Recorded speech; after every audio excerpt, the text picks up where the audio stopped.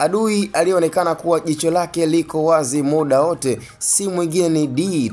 Donald Trump, ambaye kwa sasa tayari ameingia kwenye mchakato mkubwa wa kuwatumia baadhi ya waasi wanaokubaliana na kile kinachodaiwa kwamba baada ya kutaka kufanya interconnection na rais kutokea nchi ya Burkina Faso kwenye swala zima la kibiashara ya dhahabu, ambayo tuliweza kusikia na taarifa hiyo iliweza kutoka kwamba tayari Marekani ilikuwa inahitaji kufanya biashara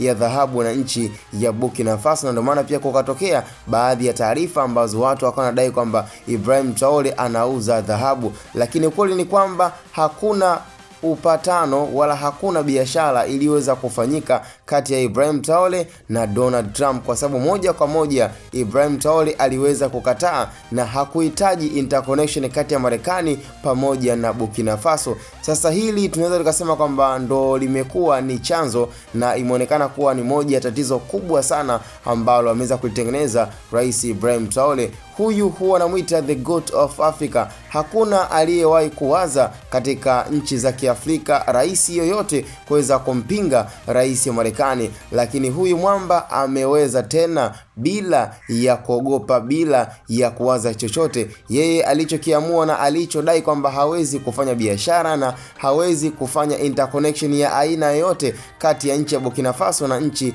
ya Marekani. Sasa hii imeweza kutengeneza bifu na uadui wa wazi ambao mpaka sasa hivi ni kwamba Donald Trump anatengeneza baadhi ya watu ambao ili mradi tu waweze kutaka kufanya mapinduzi ndani ya nchi ya Burkina Faso, na ili mradi biashara yake anayohitaji kuweza kufanyika iendelee salama salmini. Kwa ni masuala ambayo mpaka sasa hivi tunasema kwamba Ibrahim Traore yuko kwenye wakati mgumu na yuko hatarini. Maisha yake yako hatarini sana kutokana na maadui alionao, na maadui hao sio wadogo bali ni maadui wakubwa kabisa, yani tukizungumzia wale maadui ambao wanatoka katika Umoja wa Mataifa. Kwa ni swala ambalo nafikiri kila mmoja anaamini kwamba yani tukimpa muda zaidi Ibrahim Traore ndani ya miaka 5 inayokuja, kama atafanikiwa kusurvive, basi acha tuseme kwamba mwamba huyu hakupaswa na hakupangiwa hayo yote yaweze kumtokea. Lakini mpaka sasa hivi na mpaka muda huu ni kwamba mwamba huyu yuko hatarini. Maadui alionao, yani tunaweza kusema kabisa kwamba sidhani kama atamaliza hata miaka 5, kwa sababu tayari mipango ni mingi